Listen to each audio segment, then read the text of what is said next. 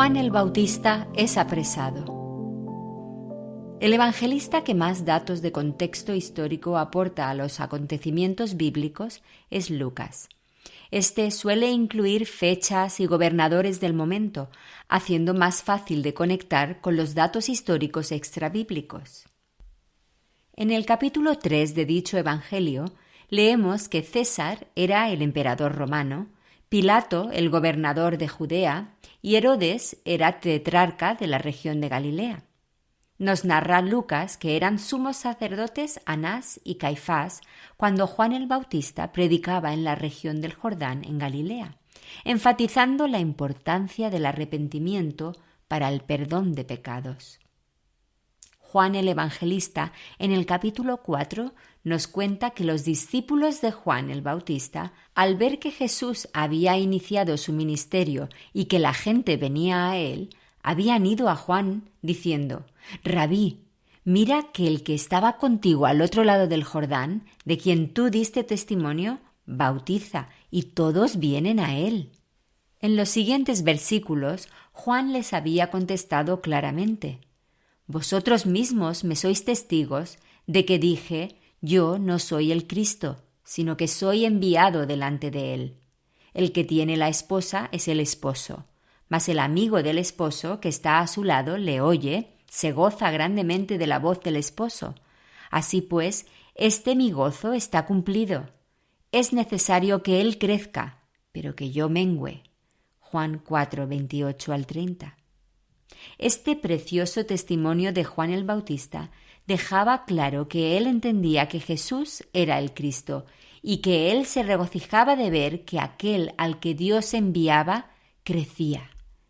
El propósito de Juan era que Cristo fuera ensalzado y él estaba dispuesto a menguar y salir del foco público. Sus discípulos debieron entender también que Jesús era sin duda el enviado, ya que vemos que algunos de estos, Andrés y Simón Pedro, mencionados específicamente, eran discípulos de Juan que comenzaron a seguir a Jesús. Juan daba el mensaje del arrepentimiento donde quiera que fuera y a quien quiera que estuviera delante de él. A los publicanos que venían a él y se bautizaban, les mandaba que no exigieran más de lo que estaba estipulado en la ley, ya que éstos tenían costumbre de recaudar extra para ellos mismos. A los soldados que se arrepentían y se convertían, les decía que no extorsionaran ni calumniaran, sino que se contentaran con su salario. Y así enseñaba a aquellos que venían a él a que después del arrepentimiento vivieran una vida diferente a la que habían vivido hasta entonces. El arrepentimiento debía llevar fruto de justicia.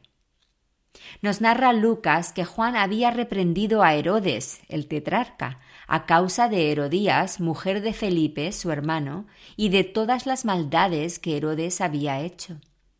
Herodes había tomado a su cuñada, mujer de su hermano Felipe, tetrarca de otra provincia, y vivía con ella.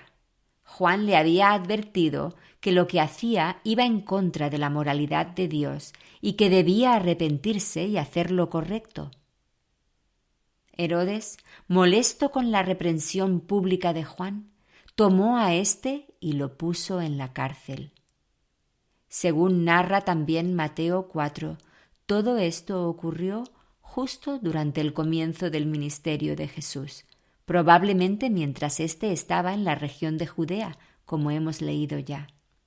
Marcos 1, 14 y 15 nos dice: «Después que Juan fue encarcelado, Jesús vino a Galilea predicando el evangelio del reino de Dios, diciendo: El tiempo se ha cumplido y el reino de Dios se ha acercado. Arrepentíos y creed en el evangelio». Juan no dejó de hablar la verdad y seguir el ministerio de Jesús.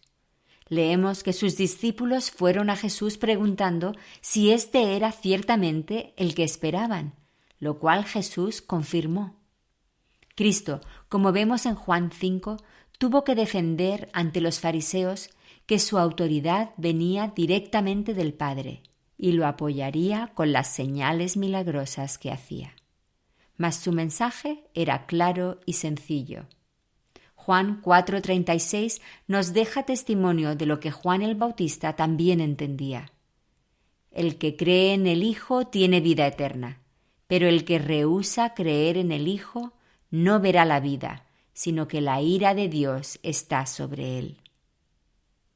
La vida eterna estaba en Cristo, el Hijo enviado. Aquel que arrepentido creyera en Cristo obtendría la vida eterna. El que rehusara el testimonio del Cristo experimentaría la ira de Dios. Herodes entendió bien este mensaje y, ofendido por la reprimenda, puso a Juan en la cárcel. Este mensaje es aún vigente hasta el día de hoy.